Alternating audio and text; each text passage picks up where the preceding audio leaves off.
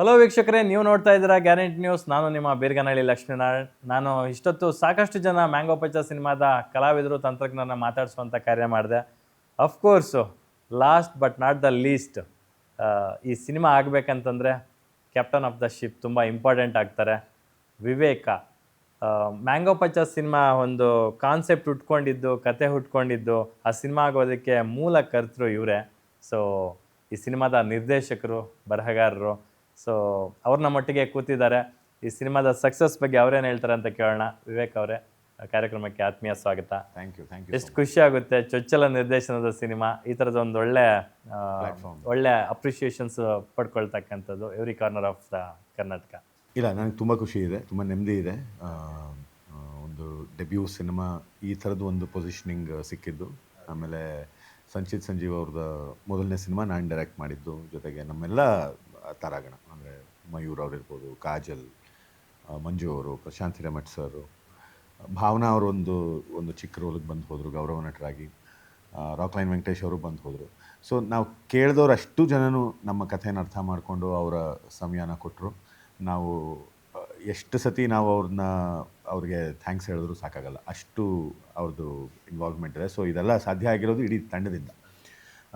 ಆ ಜೊತೆಗೆ ನನ್ನ ಅಸಿಸ್ಟೆಂಟ್ ಡೈರೆಕ್ಷನ್ ತಂಡ, ನಮ್ಮ ಎಡಿಟರ್ ಶರತ್, ನಮ್ಮ ಮ್ಯೂಸಿಕ್ ಡೈರೆಕ್ಟರ್ ಚರಣ್ ಅವರು, ಆ್ಯಂಡ್ ವಿಶ್ವಾಸ್ ಕಶ್ಯಪ್ ಅವರು. ಅವ್ರ ಪ್ರೊಡಕ್ಷನ್ ಡಿಸೈನ್ ತುಂಬ ಮ್ಯಾಟ್ರ್ ಆಗಿದೆ ಈ ಫಿಲ್ಮ್ಗೆ. ಕಾಸ್ಟ್ಯೂಮ್ಸ್ ಮಾಡಿರೋದು ಯೋಗಿ ಜಿರಾಜ್ ಅವರು, ಅವ್ರು ನಮ್ಮ ಪ್ರೊಡ್ಯೂಸರ್ ಕೂಡ. ಸೊ ಹೀಗೆ ಇಡೀ ಎಲ್ಲರೂ ಸೇರಿ ಒಂದೊಂದು ಸಿನಿಮಾ ಕಟ್ಟಿರೋ ಒಂದು ಅನುಭವ ತುಂಬ ಚೆನ್ನಾಗಿದೆ. ಒಳ್ಳೆ ಎಕ್ಸ್ಪೀರಿಯನ್ಸ್ ಇದೆ ಆ್ಯಂಡ್ ಒಳ್ಳೆ ಬಿಗಿನಿಂಗ್.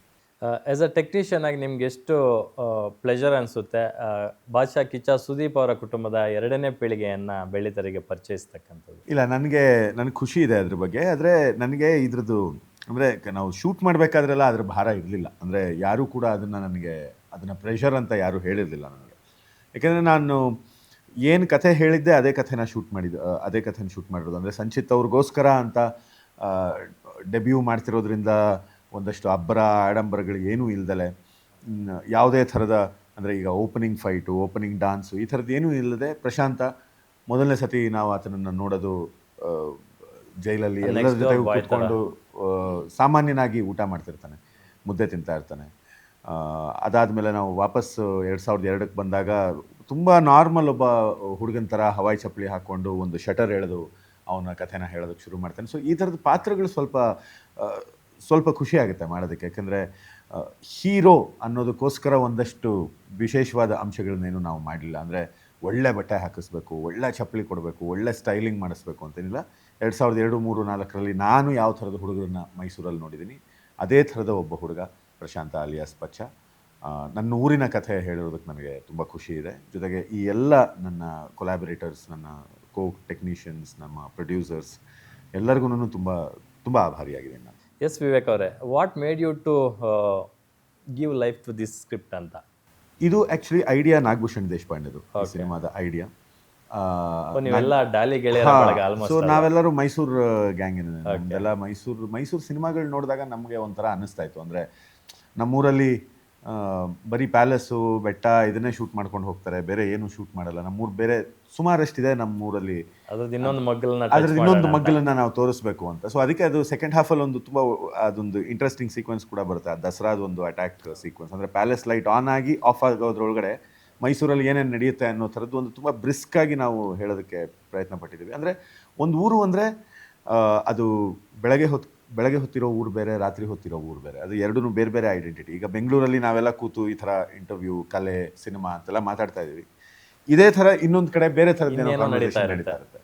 ಸೊ ಅದು ತುಂಬ ಇಂಟ್ರೆಸ್ಟಿಂಗ್. ಒಂದು ಊರು ಅನ್ನೋದು ಒಂದು ಕಥೆನಲ್ಲಿ ತುಂಬ ಆದಾಗ ತುಂಬ ಇಂಪಾರ್ಟೆಂಟ್ ಅನಿಸುತ್ತೆ. ಸಿಟಿ ಕ್ಯಾರೆಕ್ಟರ್ ಕೂಡ ನನಗೆ ಆ ಥರ ಆಲ್ಮೋಸ್ಟ್ ಮೈಸೂರಲ್ಲಿ ಶೂಟ್ ಮಾಡಿದ್ದೀವಿ. ಒಂದು 90-95% ನಾವು ಮೈಸೂರಲ್ಲೇ ಶೂಟ್ ಮಾಡಿರೋದು, ಎಲ್ಲೂ ಚೀಟ್ ಮಾಡಿಲ್ಲ.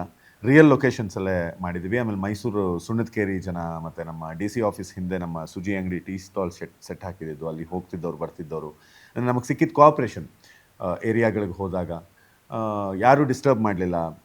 ಅವರು ಊಟ ತಂದು ಕೊಡೋರು, ಕಾಫಿ ತಂದು ಕೊಡೋರು, ಎಲ್ಲಾದರೂ ಕ್ಯಾಂಟೀನಲ್ಲಿ ಹೋಗಿ ತಿಂಡಿ ತಿಂದರೆ ಅವರು ದುಡ್ಡು ಇಸ್ಕೋತಾ ಇರಲಿಲ್ಲ. ಈ ಥರ ಎಲ್ಲ ಸುಣ್ಣದಕೇರಿಯಲ್ಲಿ ತುಂಬ ಚೆನ್ನಾಗಿ ನೋಡ್ಕೊಂಡಿದ್ದಾರೆ ನಮ್ಮನ್ನ. ಅದು ತುಂಬ ಖುಷಿ ಇದೆ. ಮೈಸೂರಿಗೆ ವಾಪಸ್ ಹೋಗಿ ಸಿನಿಮಾ ಮಾಡಿದ್ದು. ಜೊತೆಗೆ ಈ ಮ್ಯಾಂಗೋ ಪಚ್ಚ ಅನ್ನೋ ಥರದ ಒಬ್ಬ ಕ್ಯಾರೆಕ್ಟರ್, ಅಂದರೆ ಆಲ್ಮೋಸ್ಟ್ ನೋಡಿದವ್ರಿಗೆ ಒಬ್ಬ ರಿಯಲ್ ಮನುಷ್ಯನ ಕಥೆನೇ ಅಂತ ಅನಿಸೋ ಥರದ್ದು ಒಂದು ಲೈಫ್ 2002ರಿಂದ 3, 4, 5, 6 ಅಂದರೆ ವರ್ಷ ಆ ಕ್ಯಾರೆಕ್ಟರ್ಗೆ ಏನೇನಾಯಿತು, ಅವನ ತಳಮಳಗಳೇನು, ಅವನು ಹೇಗೆ ಬೆಳೆದ, ಅವನ ಗರ್ಲ್ ಫ್ರೆಂಡ್ ಯಾರು, ಅವನ ತಾಯಿ ಯಾರು, ಅವನ ತಮ್ಮ ಯಾರು, ಅಂದರೆ ಹೀರೋ ಅಂದರೆ ಬರೀ ಹೀರೋ ಅಷ್ಟೇ ಅಲ್ಲ, ಹೀರೋ ಸುತ್ತ ಇರೋ ಒಂದು ಪ್ರಪಂಚ, ಅವನ ಏರುಪೇರುಗಳು ಎಲ್ಲದನ್ನು ತೋರಿಸ್ಬೇಕು ಅಂತ ನಾವು ಈ ಕಥೆನ ಆಯ್ಕೆ ಮಾಡ್ಕೊಂಡಿದ್ದು. ಪ್ಲಸ್ ಈ ಎಲ್ಲ ಆಶಯಗಳು ಎಲ್ರಿಗೂ ಅರ್ಥ ಆಯಿತು ಕೂಡ, ಪ್ರೊಡ್ಯೂಸರ್ಸ್ಗೆ ಮತ್ತು ನಮ್ಮ